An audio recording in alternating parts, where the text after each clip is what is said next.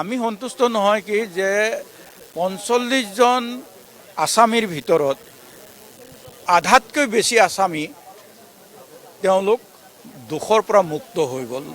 অৰ্থাৎ আজিৰ পৰা তেওঁলোক ৰেহাই পালে।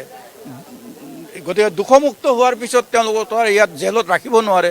গতিকে সেইটোত আমি খুব এটা সুখী নহয়।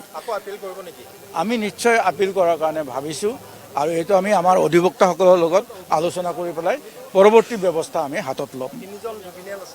আমি সন্তুষ্ট নহয় কি যে ৪৫ জন আসামীৰ ভিতৰত আধাতকৈ বেছি আসামী তেওঁলোক দোষৰ পৰা মুক্ত হৈ গ'ল। অৰ্থাৎ আজিৰ পৰা তেওঁলোক ৰেহাই পালে। গতিকে দোষমুক্ত হোৱাৰ পিছত তেওঁলোকক তো ইয়াত জেলত ৰাখিব নোৱাৰে। গতিকে সেইটোত আমি খুব এটা সুখী নহয়। আমি নিশ্চয় আপিল কৰাৰ কাৰণে ভাবিছোঁ আৰু এইটো আমি আমাৰ অধিবক্তাসকলৰ লগত আলোচনা কৰি পেলাই পৰৱৰ্তী ব্যৱস্থা আমি হাতত ল'ম। আমি সন্তুষ্ট নহয় কি যে ৪৫ জন আসামীৰ ভিতৰত আধাতকৈ বেছি আসামী তেওঁলোক দোষৰ পৰা মুক্ত হৈ গ'ল। অৰ্থাৎ আজিৰ পৰা তেওঁলোক ৰেহাই পালে।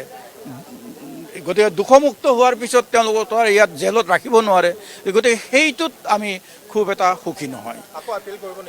আমি নিশ্চয় আপিল কৰাৰ কাৰণে ভাবিছোঁ আৰু এইটো আমি আমাৰ অধিবক্তাসকলৰ লগত আলোচনা কৰি পেলাই পৰৱৰ্তী ব্যৱস্থা আমি হাতত ল'ম।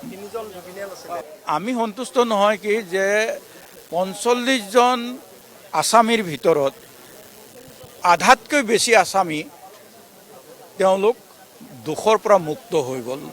অৰ্থাৎ আজিৰ পৰা তেওঁলোক ৰেহাই পালে। গতিকে দোষমুক্ত হোৱাৰ পিছত তেওঁলোকক তো ইয়াত জেলত ৰাখিব নোৱাৰে। গতিকে সেইটোত আমি খুব এটা সুখী নহয়। আমি নিশ্চয় আপিল কৰাৰ কাৰণে ভাবিছোঁ আৰু এইটো আমি আমাৰ অধিবক্তাসকলৰ লগত আলোচনা কৰি পেলাই পৰৱৰ্তী ব্যৱস্থা আমি হাতত ল'ম। আমি সন্তুষ্ট নহয় কি যে ৪৫ জন আসামীৰ ভিতৰত আধাতকৈ বেছি আসামী তেওঁলোক দোষৰ পৰা মুক্ত হৈ গ'ল। অৰ্থাৎ আজিৰ পৰা তেওঁলোক ৰেহাই পালে। গতিকে দোষমুক্ত হোৱাৰ পিছত তেওঁলোকক তো ইয়াত জেলত ৰাখিব নোৱাৰে। গতিকে সেইটোত আমি খুব এটা সুখী নহয়। আমি নিশ্চয় আপিল কৰাৰ কাৰণে ভাবিছোঁ আৰু এইটো আমি আমাৰ অধিবক্তাসকলৰ লগত আলোচনা কৰি পেলাই পৰৱৰ্তী ব্যৱস্থা আমি হাতত ল'ম।